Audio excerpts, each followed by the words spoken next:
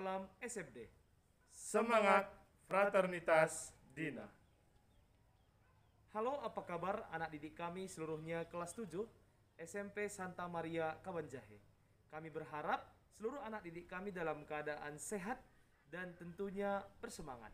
Bertemu kembali dalam video pembelajaran jilid kedua bersama saya Pak MB Dan saya Pak SG. dan tentunya dalam jilid kedua kita akan membahas materi Mengenai teks prosedur. Sebelum kita memulai video pembelajaran, alangkah baiknya kita saksikan tujuan pembelajaran berikut ini. Tujuan pembelajaran. Yang pertama, peserta didik mampu mengetahui dan mampu mengidentifikasi tujuan, bahasa, dan jenis teks prosedur dengan tepat.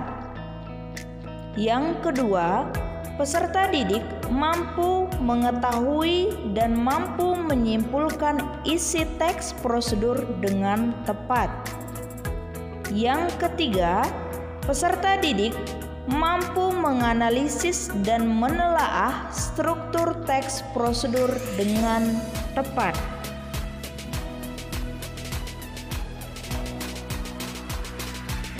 Apa itu teks prosedur?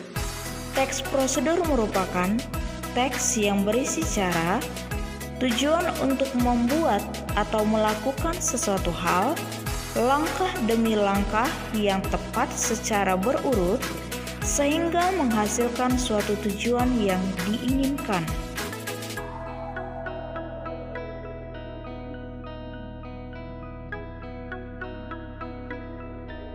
Ciri teks prosedur. Ciri-ciri teks prosedur terbagi menjadi 3. Yang pertama, menggunakan kalimat perintah atau imperatif. Yang kedua, terdapat panduan langkah-langkah yang harus dilakukan. Yang ketiga, menggunakan kata kerja aktif. Yang keempat, menggunakan kata penghubung atau konjungsi. Yang kelima, terdapat aturan dalam hal bahan atau kegiatan. Yang keenam, menggunakan kata keterangan untuk menyatakan rincian waktu, tempat, dan cara. Dan yang ketujuh, terdapat isi kegiatan yang dilakukan secara urut. Secara umum, struktur teks prosedur terbagi menjadi 3.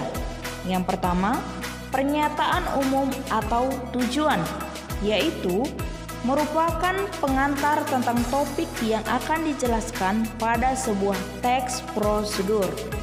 Yang kedua, langkah-langkah atau petunjuk, yaitu merupakan rincian petunjuk yang disarankan kepada pembaca terkait dengan topik teks.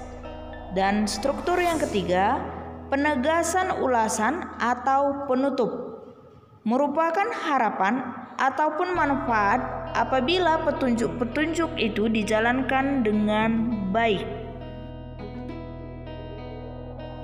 Dalam penyusunannya, teks prosedur memiliki struktur, yakni yang pertama judul, kedua tujuan, yang ketiga material, bisa berupa alat, bahan, atau cara.